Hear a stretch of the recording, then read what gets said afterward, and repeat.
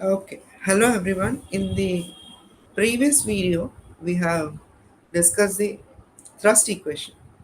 Now, here I am going to say something about the engine performance parameters. That too, we'll discuss about the single stream engines because for other engines also we can extend this similarly. Now, we define few quantities. One efficiency is called as a propulsive efficiency. We are defining this efficiency because in real life, sadly, like everything cannot be converted into 100% from one form to another form. So, okay, we define some quantity as propulsive efficiency, which is defined as the thrust power to the this kinetic energy rate of production of propellant kinetic energy. Now, this thrust power is T into U, and rate of production of propellant kinetic energy is half m dot E u e square minus half m dot A u square, which is m dot A into 1 plus f into u e square minus by 2 minus u square by 2 for a single stream engine, as always. So, we say that eta p is given by this equation. Now, we do two approximations to simplify our analysis. We say that for air breathing engines, our fuel air ratio is much smaller than 1.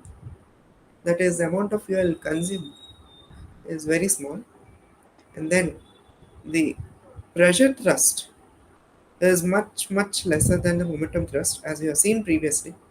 Like for a subsonic flight, it is completely zero. For a supersonic flight, also the contribution is very small. So we get this T is equal to m dot into 1 plus f into u minus u plus p minus p into a from the thrust equation. And by saying f is 0, f is close to 0, and then this term is also 0, we say that this T is m dot a into ue minus u. Not exactly 0, I would say this is very small when compared to the other terms.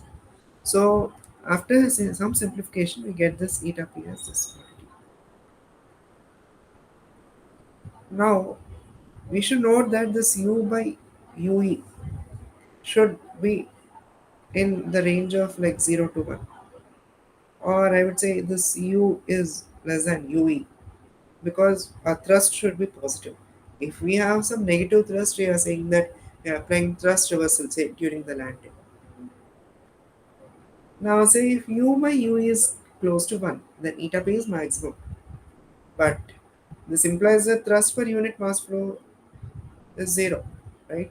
Because u is approximately u, and this is not a good idea, right? Because other parameters might get affected. Next, we define thermal efficiency. It is defined as the rate of addition of kinetic energy, that ratio to the uh, total energy consumption rate, which is obtained from the fuel consumption.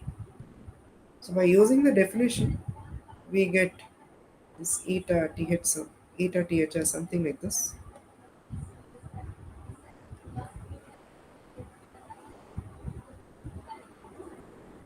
Now, uh, we sometimes define this thermal efficiency as this turbo shaft as eta th is ps by m dot f into q, where ps is the shaft power.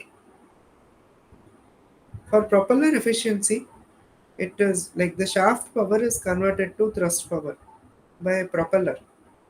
So we define this eta pr as tu by ps. Now coming back to the overall efficiency. Now as a summary, this heat is converted to change in kinetic energy by this.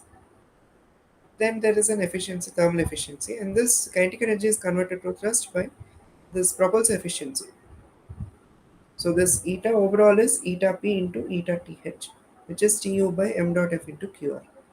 Again, for small f, we can say that this is eta naught is equal to 2 times eta th into u by ue by 1 plus u by ue. That's it for this video. In the next video, I'll be talking about it, the takeoff thrust. Thank you.